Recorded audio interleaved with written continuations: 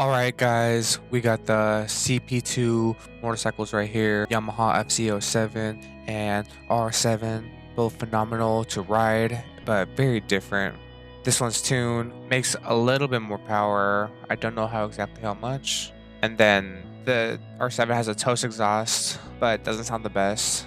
But it is so much more nicer at handling at high speeds, and it kind of hurts my back. This one, you can just stand on it, you kind of just sit on it like you're on a horse or something. Very comfortable. The handling, you gotta get used to it a little bit if you're used to sport bikes. This R7 was also a lot more of like a chick magnet. I will say, first day riding it, I had people look at me like I was Chris Evans or something. But on this, people just look at me like, who's this chump? This thing's a little beat up. And fair enough, I mean, it has a little age to it, but you guys let me know what you think, which one looks better. Are you more into sport bikes or more into naked street bikes? I've ridden this for the last 2 weeks, and now I want to get back on this thing to really see what the differences are, and I'm about to sell it, so I'll just give it one last ride. I think both of them have the same characteristic. Like, if you gas it off the line, like, they're fucking going up. I think this one might just do it a little bit more, but they both do it. Yeah, this thing, I feel all the wind right now. Like, it doesn't feel nearly as stable. No quick shifter, so it's kind of just relying on that downshifts. But I mean, I can still cut up if I wanted to. But yeah, this thing, woo.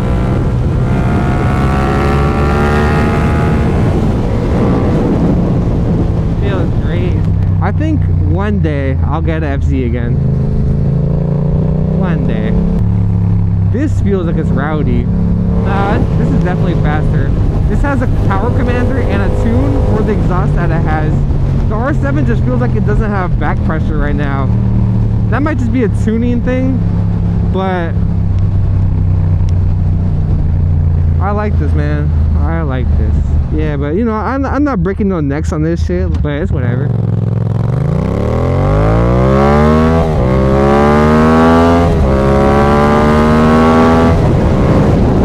Yeah, see, look, this shit fucking shaking from the wind. Like, this part goes blah, blah, blah, blah. Oh yeah, I guess one thing that's different is the rear brake on this. It might just have a different setting on it, but it actually works on this thing. And it'll skate out the back, hence why it is looking pretty flat back there. While the R7, that looks really bad. The R7 is, well, it's basically a non-existent rear brake, but the front is like 10 times more grippy.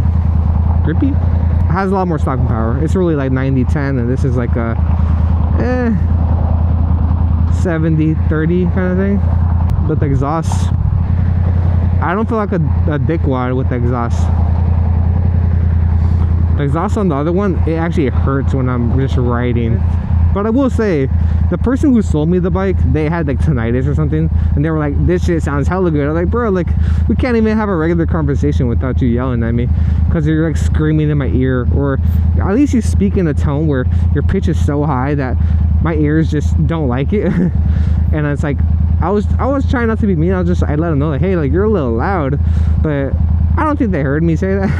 I have to remember that this doesn't have ABS, so I can't just, oh yeah, wait, the front brakes are ass compared to the R7. What the hell? It must be the brake cylinders. Oh my goodness. What is going on here? Whee! Whee!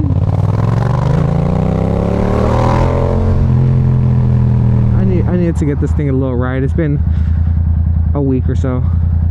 I'm gonna miss you, Blanca. Every once in a while, you just gotta treat her right, you know, give her a little spanking, little finger blaster, I don't know, and fill her up every once in a while. A reason to get an R7, I mean, safety alone is better, but the one thing it does lack, after speaking about these two, is comfortability. That's the main thing. Comfortability and price point. Besides that, the R7 wins in everything. Hands down. I gotta give it to it. It just gets way more points. I would say if you got the extra money, do it. I also did want to compare how this looks when I'm on it. Yeah, does this look comfortable to you guys? This feels very aggressive. Yeah, this is pretty aggressive. But you're not getting that wind. Like literally when you're on this, let me show you what it looks like when you're on the highway going fast speeds. You're like literally like that. Like you're pulling back a little bit. Like ooh, trying to hold on for your dear life. Or you're probably trying to lean in as much as possible, but you're not getting a good stance. I mean, you're like almost planking at this point. Kind of mid, not the best experience. But cruising around town, like your back is straighter. See me? Yep, real nice, comfortable. One thing you guys are probably asking, price point on this. This is about like a 5K bike. This one you're looking closer to 8. About a 3K difference for like all the fairings and the nicer suspension, so keep that in mind. Main reason why I'm upgrading, probably because this has 10,000 less miles. That's the biggest reason why. It also is this nice sexy black, which on a motorcycle you cannot beat. Taking a look at the bikes side by side. This is what the tail looks like. They look very similar. CP2 engine. Got the Two Brothers exhaust on this guy. No fairings. Real simple, minimalistic. Then we got his brother right here in the dark side.